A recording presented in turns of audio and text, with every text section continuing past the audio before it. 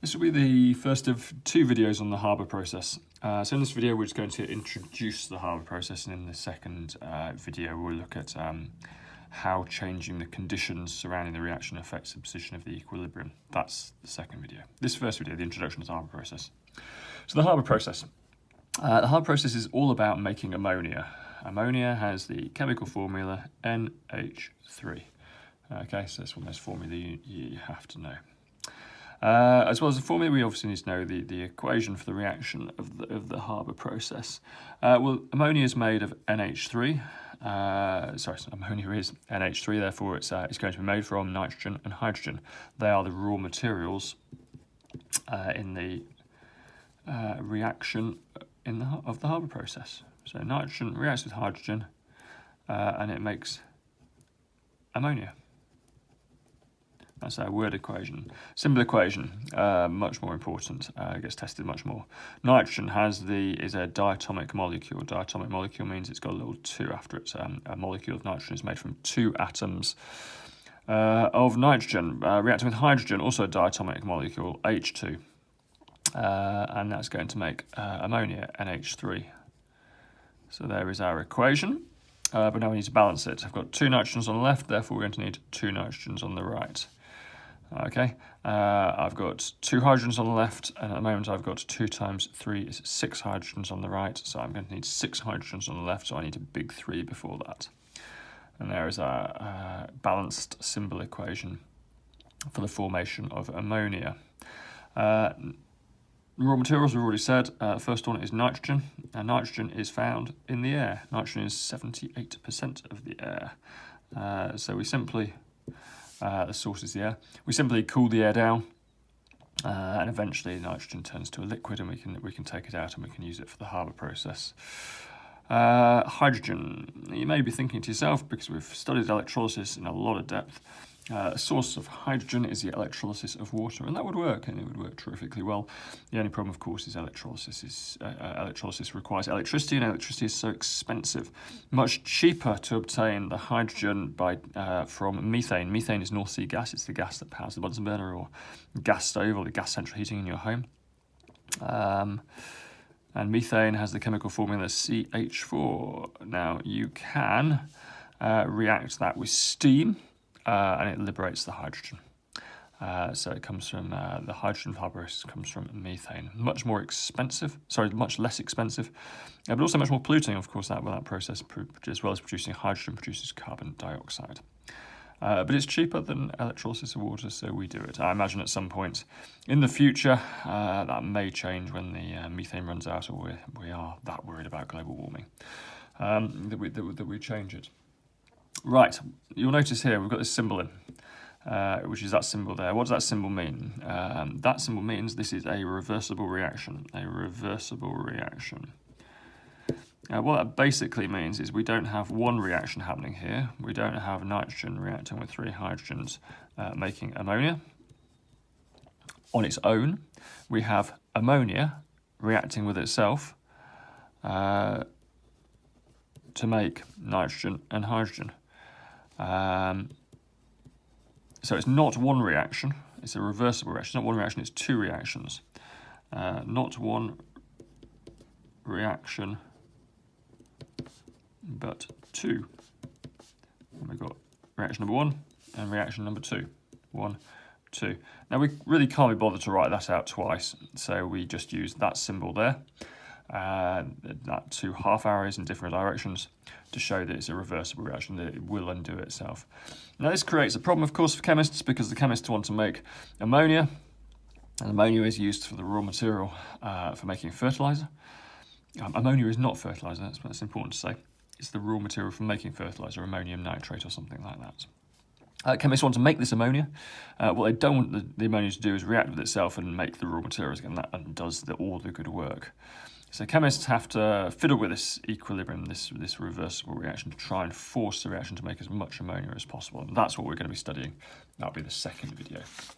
Anyway, so we have this phrase equilibrium, a dynamic equilibrium. Now the definition for this is when the rate of the forward reaction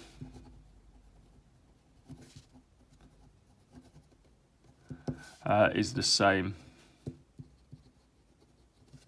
as the rate of the backward reaction. That doesn't mean there's going to be equal quantities of reactants and products, and chemists can shift that balance point. It just means that when it gets to dynamic equilibrium, the quantities of reactants and products are unchanged because the rate of the forward reaction equals the rate of the backward reaction. Just to explain what we mean by forward and backward reaction, we have our reaction here, the nitrogen and hydrogen making ammonia. We're going to call that the Ford's reaction. That one there. It's the forward reaction, the nitrogen and hydrogen making ammonia. That's the Ford's reaction. The backward reaction we would refer to as the ammonia reacting with itself to make nitrogen and hydrogen. It's just to clarify what we mean by forward and backward reaction. So it's in dynamic equilibrium, and the rate of the forward reaction equals the rate of the backward reaction. I think the best way to try and picture this if you're struggling is to think of a couple of kids on a seesaw.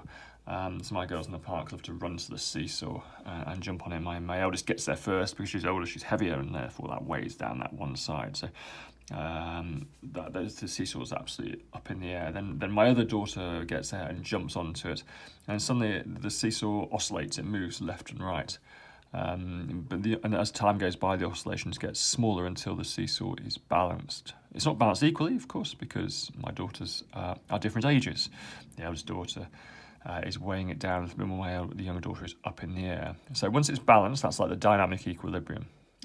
So it's not balanced equally, but it is balanced and it's not moving anymore until the girls get off it, of course, and it comes out of dynamic equilibrium. Anyway, so that's dynamic equilibrium. What we also have to do in this unit is we have to go back and revise our rate of reaction work. So there's two things affecting how chemists get ammonia out of the Haber process. One is how they can fiddle with that dynamic equilibrium, and the other is simply rate of reaction, making it happen really quickly. So to go back to rate of reaction and revise it, if we increase the temperature, high temperature, that equals a fast rate. Okay, why? If you remember, for any reaction to occur, particles have to collide, and the collisions need enough energy. High temperature equals fast rate. High temperature equals lots of energy. Equals lots of collisions, because if there's lots of energy, the particles are moving faster, so there's lots of collisions. And collisions have lots of energy.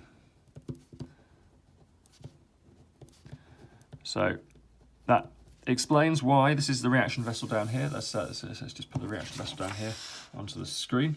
Here's our reaction vessel. The nitrogen and hydrogen, nitrogen and 3 hydrogens. The nitrogen comes from air. The hydrogen comes from methane, we said that already. And they go both into the top of there. And then they're pumped into this reaction vessel. Here is the reaction vessel.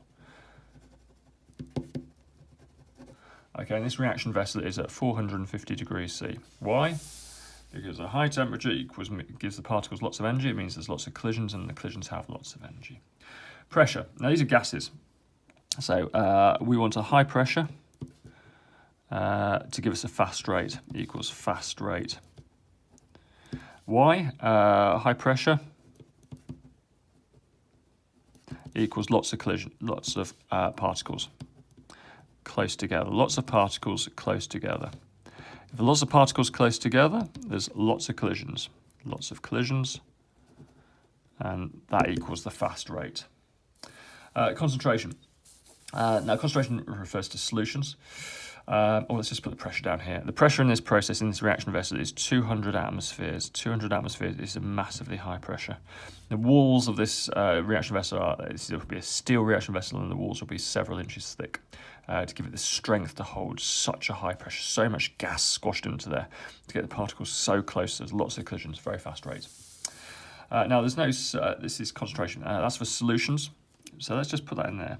Pressure is for gases, concentration is for solutions. There's no solutions in the Haber process, but you can have equilibrium processes with solutions, and if that's the case, a high concentration, it's exactly the same argument as pressure, equals fast rate. Why?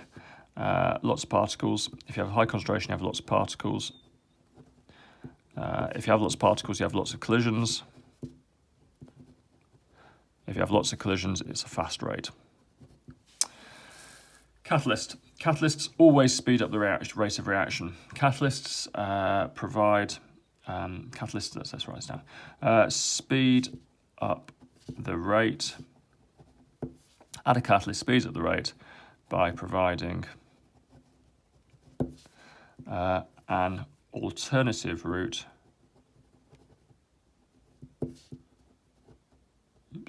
that requires less energy. Okay, so catalysts speed up the rate of reaction by providing an alternative route that requires less energy. In other words, the collisions need less energy. So what we have on these trays here is powdered. It's powdered because it increases the surface area. Iron, catalyst. Now the iron speeds up the rate of reaction without being changed itself by providing an alternative route that requires less energy. So at the bottom down here comes, coming out down here will be ammonia, because the nitrogen and hydrogen have reacted to make ammonia. But this is a reversible reaction, so some of the ammonia will react with itself to make nitrogen and 3 hydrogens. Now these are all gases. Gas, gas, gas. And we have to separate them. Now ammonia is a liquid at room temperature. So out of the bottom here we want ammonia liquid. Out of the bottom here we want ammonia liquid. So these gases have to be separated. We have to get the ammonia out of that. How are we going to do that? We're going to cool it down. So down the bottom here we have a condenser. The condenser cools. It cools this dot down, okay, to get the ammonia liquid out. The gases, the unreacted gases, go up here. So what we have here, these ones here, are the unreacted nitrogen and hydrogen gas. These are gases. And they go all the way back to the top and into the vessel again, and keep going around until they react to make ammonia, which comes out as a liquid at the bottom. And that is video 1 of the Haber process. In video 2, we look at how chemists can change the balance point of that equilibrium to make as much ammonia as possible.